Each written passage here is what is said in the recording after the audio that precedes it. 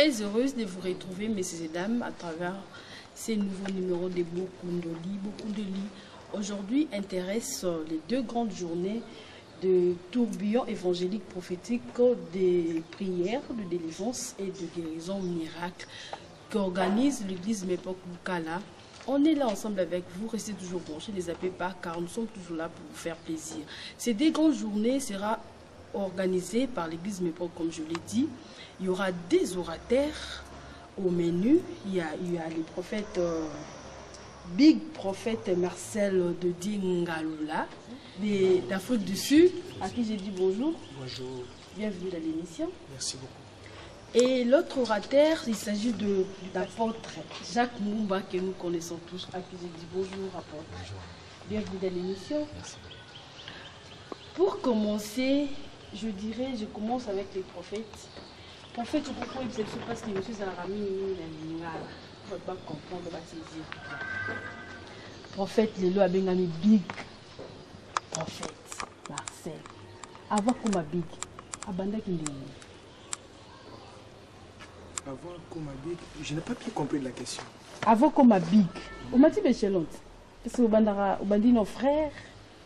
Je ne sais pas. Au bazo qui est au Nazamba, des bazo à Moïse, des bazo à David, ou bien il y a bazo qui est na bar, des arabes qui sont, ou bien bazo qui est au bando tamboula Nanzela, ou comment dit? Ok, merci beaucoup. C'est que je connais que je suis né dans une famille chrétienne. Kobanda koko ya bota tatananga, des prophétesse. Akufa na 117 ans.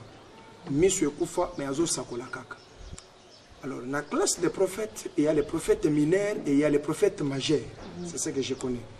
Arrivé à l'âge de 10 ans, donc 9 ans, quand on a botami, on a bandi ma vision, parce que je suis le fils cadet chez nous. 10 ans, je commence à prophétiser beaucoup. Et on n'a même pas eu le temps d'être en dehors, il y a Christ. 10 ans, 11 ans, 12 ans, je me suis retrouvé maintenant à côté d'un pasteur de l'église du Réveil. Là, je cite le nom de révérend Daniel Kabalampagna au Kistan. C'est la 30e communauté. C'est celui-là mon père spirituel. C'est comme ça que j'ai commencé à œuvrer. Pour votre information, par rapport à ce que vous venez me poser comme la question, dans lequel là, il y a amour scolaire.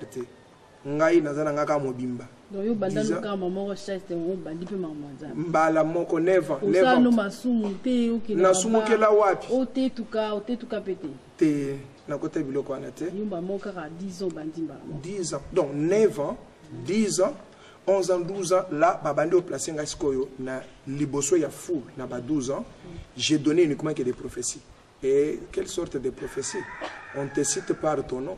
Ombo oyo obotamela ya libumu ya bangel vakate nazotanga quand on a 10 ans ba 12 ans déjà 12 ans okay. Oui, c'est parce que tozaki na makolo ya muto azaki kwanga biso Daniel Kabala Mpanya Okista. Alors c'est comme ça qu'on a évolué jusqu'alors tu es kolongwa na Mbujimai parce que moi je suis villageois. Dans Zamuluba Ngalula, OK. Je ne suis pas Muluba, je suis chrétien. C'est un Muluba parce que son nom c'est Ngalula. OK, on continue. OK. Alors, ndé toye kolongo Mbujimai, mukolonza malingaki. On s'est retrouvé pour la toute première fois en Zambie, dans Lusaka. Arrivé à Lusaka, quelques années plus tard, 2 ans à Lusaka, dans Zongi Lubumbashi, ndé na yoko ya Kinshasa. Na vandi Kinshasa 2 ans ya Pamba. Ndé na yoko kenda Afrique du Sud banda na kenda. Mais na zongaka parce que Congo eza mboka na. Où est-ce que vous évoluez l'église de l'Afrique du Sud? Je suis leader. Leader d'une église. Oui. Présentement, vous êtes ici, qui est resté là-bas? Non, l'église c'est l'œuvre de Dieu. Ce n'est pas une entreprise privée. Même l'entreprise privée, il y a quand même un chef. Mais aujourd'hui, il y a l'église est eloko privé. Mais je ne sais pas s'ils sont appelés par Dieu. Car en Afrique du Sud, il y a aux oies qui y a big prophètes. Des big veut dire les grands prophètes, c'est ça. Et ils ont son nom, c'est pour te voir un prophète simple, jusqu'aux big. C'est-à-dire quoi? Je vous ai dit, dans la catégorie à prophète, il y a les prophètes mineurs et les prophètes majeurs. C'est écrit dans la Bible. La façon dont Dieu nous utilisait, c'est par rapport à ça. Non, non, non, non, oh, le grand prophète. Prophète à Mokolo, voilà, prophète à Mokolo, 12 ans. Prophète à maintenant, Zoua Kombo, Batobapé, ça prophète à Mokolo. Tiango na Monoko, Oyanga na Zolo Basiko. C'est-à-dire, big qui veut dire grand. Par rapport à l'événement, na latité et tikaline troko la marque comme une référence. Big prophète. Très chers téléspectateurs, vous êtes en train de nous suivre. On a suivi Moukié, il y a historique, il y a Big Prophète Marcel. Donc comme un pasteur apôtre Jacques Mbumba. Apôtre Jacques Mbumba peut abanda wapi. Pour le lot, abenga apôtre parce que ebaki ozaki pasteur mais au Mathieu Chelon quand on est Big Prophète Amati. Mbanda qui comment? Je peux dire que quand on a 10 ans et les Big Prophète bien yo parce que ozaki na ba je sais pas si c'est émission on a passé bien zara na bar bazula kai na bar yo bazula ka wapi. Merci maman journaliste. Ningo tobi via monter bandaka dans les niate bandaka débit ngana zwingolo ya kozala mopakam le vrai païen. Donc yo la ligne pasteur Big Prophète Marcel. Ngana zaki païen vraiment païen na botami na famille oyo ezalaka na bozu esali naufrage donc na kati ya pauvreté mpe na milieu moko pauvre na milieu ya pauvreté vraiment eza korenie na milieu oyo eza mpasi mpe moto asambela milieu nga na botami do non lukala na ya mosala nga na botami na Kisasa na capitale na biso ya Kisasa mais na commune ya Kisenso. Ah, bien sûr, là, bateau. Siko Kisenso oyo biso l'équipe ya Kisenso o pena banga moyo. Donc milieu oyo ba yanke ya forme nyonso baza. Oui, vous avez pas ba yanke. Baza na kati wana. Donc ça barando. Donc vous avez na kombo pour appeler ça ba kombo. Oui. Kombo na Kisenso on est là. Kombo ya kala balobe nga pas chaudé. Ah. Pas chaudé. De ce que au monde na ina ndako no faut regretter. Ce qui n'attend na mona no faut regretter. So na ina venir na bino faut regretter. C'est comme ça encore ici dans Zuka. Na otikuna par la grâce de Dieu. Pour ça facile obi mona bile wana. Faut kola sunga. Kola senga grâce. Na bimi wana nanzela un prédicateur.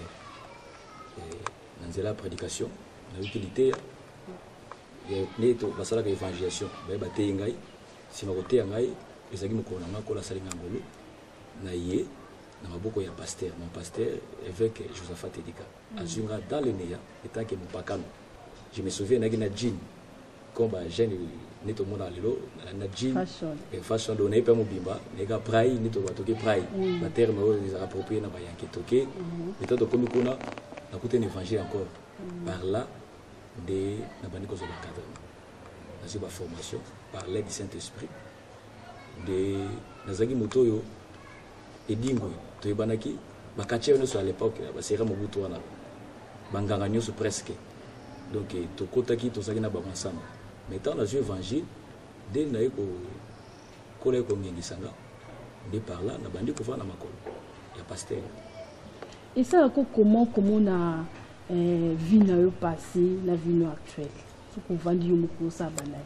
Ça te fait comment? Maman journaliste, c'est un miracle. C'est un miracle. C'est une facilité. Pour moi, na ko loba, on doit comprendre té. Mais ngamo na bisika na boti, ça ko la zunga. Ko bima ko koma boye ko simba Bible c'est un miracle. Faut qu'on kola salama. C'est une facilité. Et comment on a battu dans Nzambe au TIP batu bakangolani. Ça te et ça kuba ba kuba grade et puis so ba orgueil bien et ça raconte kitakaka. Maman journaliste eza lelo ko moko Nzamba limbisa raté. Eza orgueil. Eza na sacrifice té, eza na prière té. Disons l'homme de sope déjà orgueil on Nzamba zaka terme na tanto ko scandaliser bato. Nzamba zaka incapable à limbisa orgueil. Ma vie Dieu résiste aux orgueils. Il y a un bota Satan. Dieu d'amour, mais pourquoi bien Satan? C'est l'orgueil. Tant dans un monde à Nyoswana, influencer na isengo influencer na orgueil en base quoi parce que c'est un simple instrument c'est que la caméra de image aux allois par rapport quoi ça vous réaliser c'est un simple instrument par la grâce de Dieu nde epesanga depuis abina mona bolingo nzambe comment mutoloko langa que abanda ko utiliser nga non ça formidable apôtre big prophète Marcel c'était fait comment un prophétisa rapport na bato pe baozo ba solution et puis ça ko lendo ndenge question kaka ndi na posé qui apôtre Jacques la cause de l'olendo par rapport à quoi parce que ça musala na ngati pour mon ba plein ba foule je suis qu'un simple big prophète ma soeur je suis qu'un simple instrument Dieu m'a utilisé j'ai communiqué ce qu'il faut communiquer que la gloire soit rendue à Dieu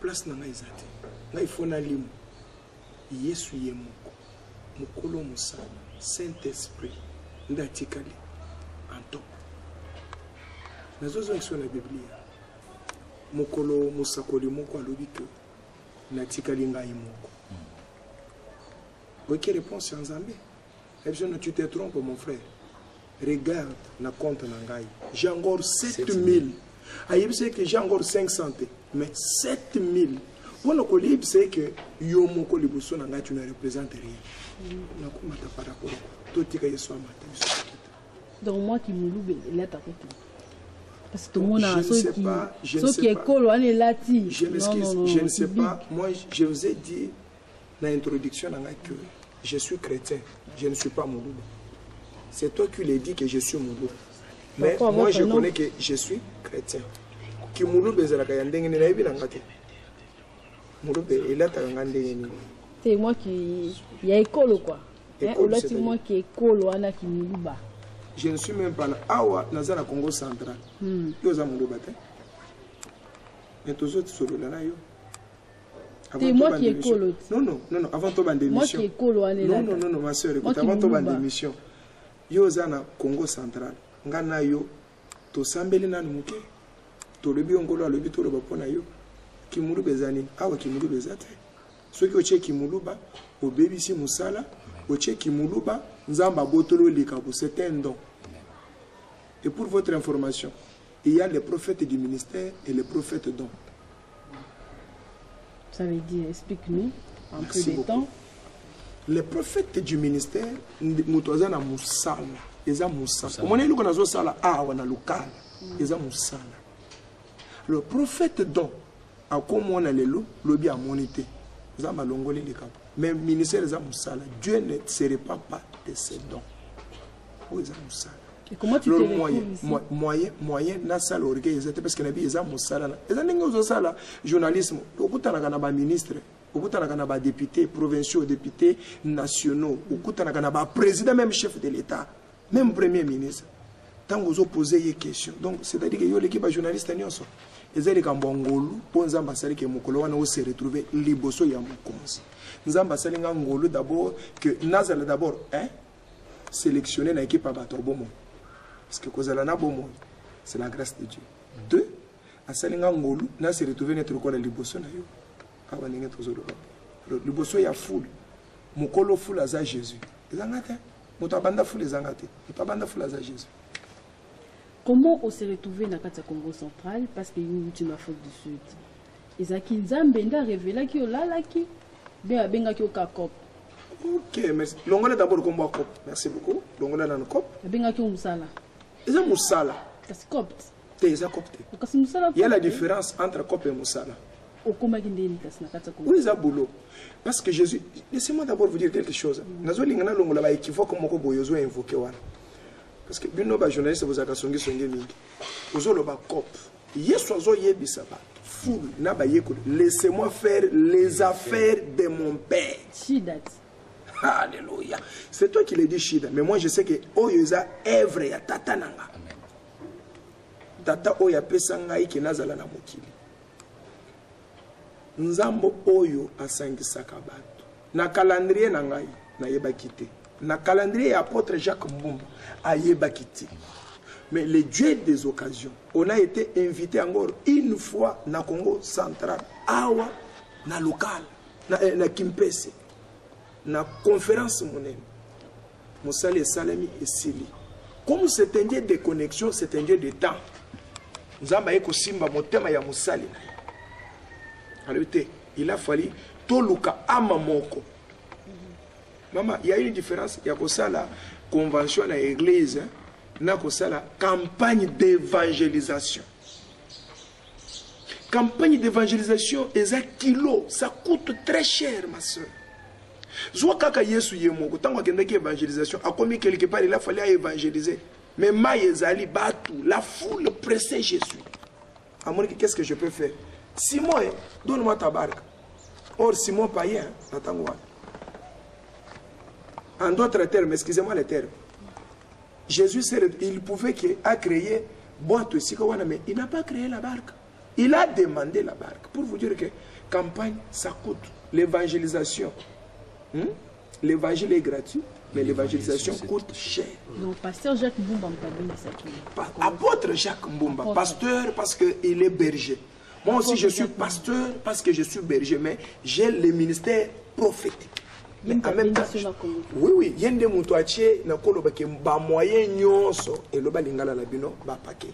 Mais en d'autres termes, atie ba moyen nyonso anje abengi singai na yenga mon côté. Na une équipe mobima loger biso na hôtel. Vous avez une équipe là. Oui. Je dois avoir. Oui, ba sali mususu ba ça force non. Ba sala ka force à motote mais toujours sambela pona Kembo ya ya. Moto sala ka force à motote. Moïse et Razaki yé moko okokate mais ensemble na bato ba osambela pona iso bato boli mabuku. Et wana ozokende na branche mususu. Là, tu vas entrer dans les dogmes que tu n'es pas permis d'entrer à la sacerdoce. Laissez-moi vous dire seulement quelque chose. Parce qu'il y a les dogmes et les nokmes. Donc, pasteur Jacques Mbumba bengisi pas. Bengisi biso. Jacques Mbumba bengisi bino l'équipe na yo Toboya Moussala. Toya Moussala Yanzambe. Merci beaucoup, très chers téléspectateurs. Pasteur Jacques Mbumba et apôtre Jacques Mbumba, Yemouta bengisi Big Prophète Marcel. Comment il dit à Kobengisa Kamout? Olala qui est, Olota qui est, ou bien Kababou, Zamba inspiré. Évitez peu quoi ça Zamba ya travailler ensemble, comme on dit toujours, l'union fait la force. Merci maman journaliste. Moussala autour ça les a différents misala nyo c'est ça madame Kilo. Tobenga ngo Moussala Nzambe. Comme le collège Moussala Nzambe. C'est que y a des maîtres, y a des gérants. Tout ça est le côté pour te l'aller to la muki pour te scanner si to moni. Mais tout ça là qu'il faut kolo Moussala. Kolo Moussala atinda yo. Ce qui atindi yo azala na yo. Voilà. C'est ça qui sont malades. Je réponds au maman. Je pense aux ambitions des stades. Après, milieu des stades, tout ça l'interview. Aux hommes, la question posée sur question. Résultat des stades, nous occupons cette réponse qui est ça Moussala Nzambe. On comprend le quoi Moussala Nzambe, même Mboule ko salate. On comprend Moussala Nzambe. Comment Moussala comment ko Moussala en charge. Moussala bête. Ba image de bomba kai. Nous avons informé que Kolo Moussala le col a ceux qui a tindio à Zagaïmo sur place. Le col a tinda Yesu. Attends, bon, ma ça c'est quoi? Azalakana biso. Azalakana biso. Nzambe, par la grâce, a inspiré simple instrument Nazali, qui tout ça la campagne. Et nous, l'équipe a habité Nzambe, ils ont âme. Le quoi est recommandation, étant que bon moto, moi un peu résistance.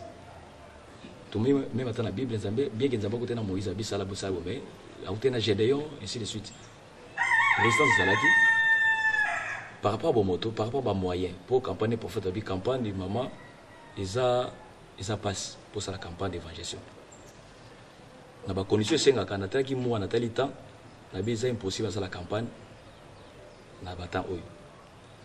Et le coup des recommandations en Zambie, malgré résistance, Kolo a convaincu na tout le monde ligne basala Zambie. Et troisième tour, nous avons convaincre, c'est les prophètes.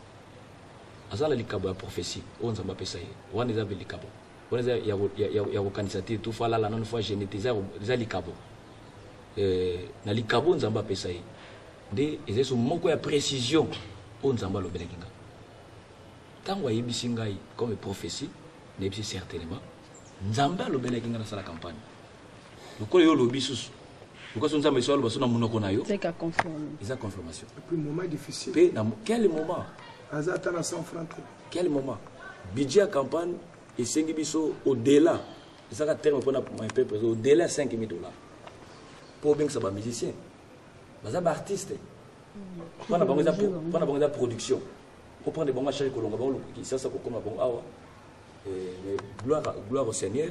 Il y a d'autres principes nous esengaka même prophète faut foutre les billets avion mais aye na bio na ye moko on a portité nzamba sala biso donc le quoi ezaki musala le quoi eza musala ye moko nkolo kola zoko pouvoir vraiment c'est par là nde question opesinga opposé ngai nde na nzela wana nde kolo atindi nga nasala campagne lokola atindi nga nasala campagne à permettre ba circonstance de tukuta na prophète apesi nga message encore mpona koconfirmer oyo nzambe alobelaki ngai et nébicier certainement naza convaincu tosala ngo na yo parce que Dieu m'a mis à cœur nde eboti musala oyo bozomona dans une semaine musala yosala. Ok, maintenant les thèmes choisis par rapport à 2 grandes journées. Oui. Qui a choisi? Ils ont apôtre Jacques Mbumba ou bien Big Prophète ou bien Bouzaki ensemble? Ils ont le Saint-Esprit. À travers Nan. Tout le monde fait banda appeler sa boule. Oui. Boule c'est trop bizarre. Appeler sa idée. Boule, c'est normal, tous comprendre, les journalistes tous comprendre, merci beaucoup. Ils ont recommandation, non, ils ont inspiration pour nous embarquer Sibiso et tout le béla sur les prisons sans prisonnier. Moutou a dit thème, il faut comprendre. Moutou a comprendre, il y a un thème. Prison sans prisonnier. Moutou ne savait prison c'est quoi.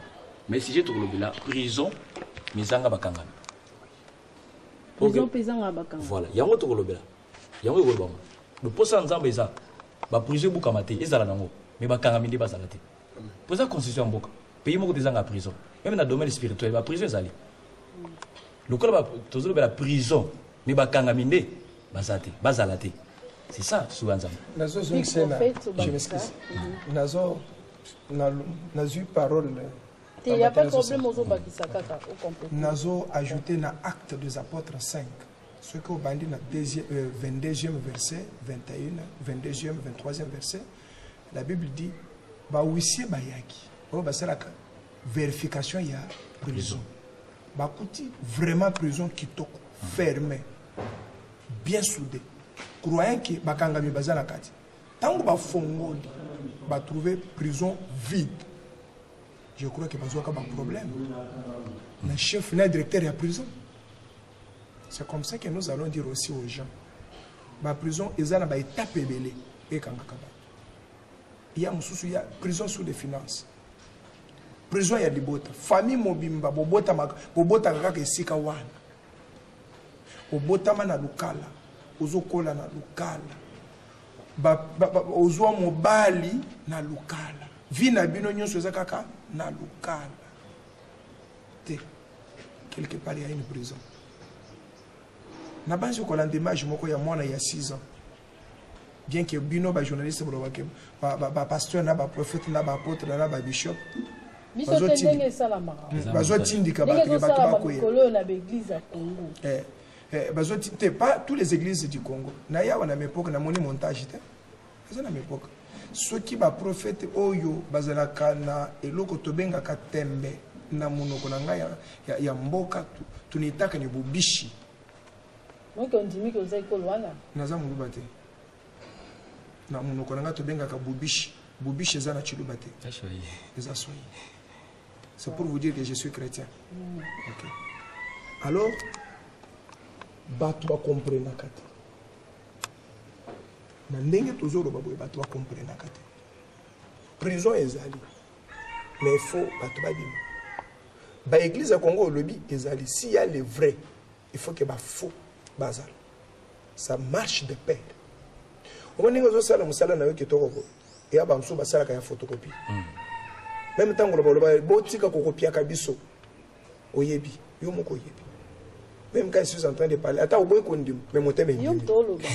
Mais mon thème na za kondim. Big prophète Big prophète bozo libéré ba na ba prison. Pour monter que ndenge ba ndenge opesi exemple moko wana que bato yo o bakanga bango. Bozo problème na bango te pour libérer ba na ba prison wana. On a beaucoup problème. Oui, problème est problème toujours au problème dans Satan.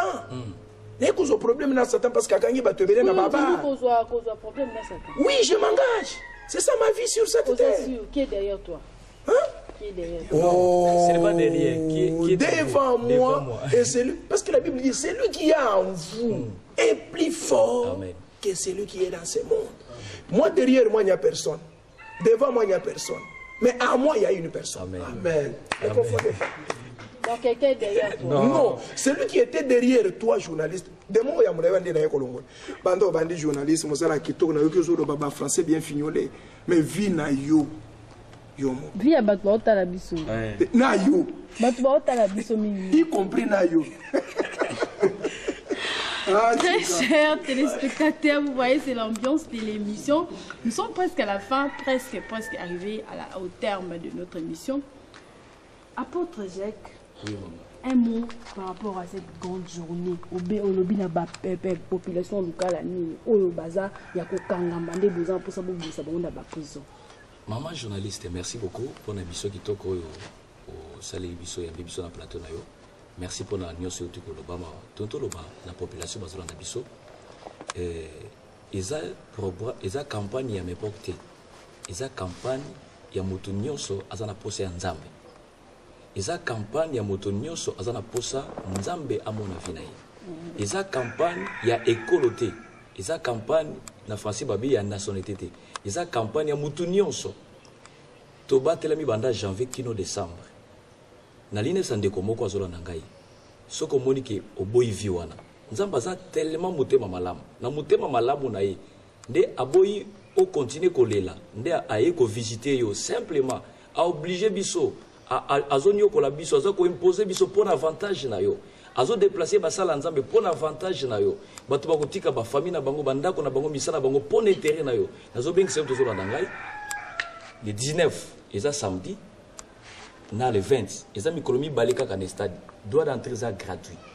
Attends malade yango kangayo, on attend bolakate, on a simo na kaboete, au baby si bambonge ben hôpital, au côté ba médecin ndenge na ndenge. Yaka na libotra mobimba. Yaka en famille, mais na osenga yaka avant parce que tout ça incapable de faire sa population nyoso bakoya na kiti. Le yaka avant to mema chaise na yo, yaka na posa ke nzambe apesange yano. Nzamba za mutema malamu. Zambaza bien. Je pense vraiment journaliste. Borobanda Erni. 15 heures juste. Big prophète, vous en avez fait le ça par rapport à l'apôtre avec lui. Oui, nazo senga ka population. Nazo senga même ba pasteur, ya ba masanga mususu. Ba yebisa. Vous contactez qui bango pe? Tous les pasteurs bazoko. Tous les pasteurs. Parce que mon ami vous en a barando tout. Non, pas passer ma camoise à la tête.